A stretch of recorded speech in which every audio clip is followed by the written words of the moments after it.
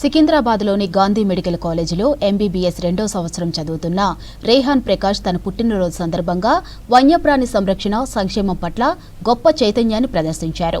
తన తల్లిదండ్రులు మురళీధర్ జ్యోతితో పాటు స్నేహితులతో కలిసి నెహ్రూ జూలాజికల్ పార్క్ హైదరాబాద్ను సందర్శించారు. అందులోని హనీ బ్యాడ్జర్ను 6 నెలల పాటు దత్తత తీసుకోవడానికి ఒప్పుకున్నాడు. ఇక హనీ బ్యాడ్జర్కు ఆహారం, నిర్వహణ ఖర్చుల కోసం 50,000 చెక్కును Telangana zoo park director doctor సునీల్కు అందజేశారు.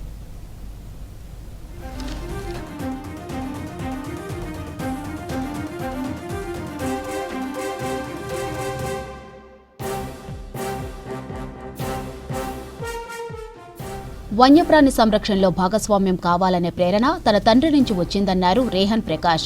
జూలో సంరక్షణ కేంద్రాల్లో అడవి జంతువుల సంరక్షణ చాలా పెద్ద సవాలు అని అన్నారు. తన అభ్యర్థనను అంగీకరించి హనీ బ్యాడ్జర్ సంరక్షణకు సహకరించే అవకాశం కల్పించినందుకు జూ యాజమాన్యానికి కృతజ్ఞతలు తెలిపారు రేహాన్ ప్రకాష్.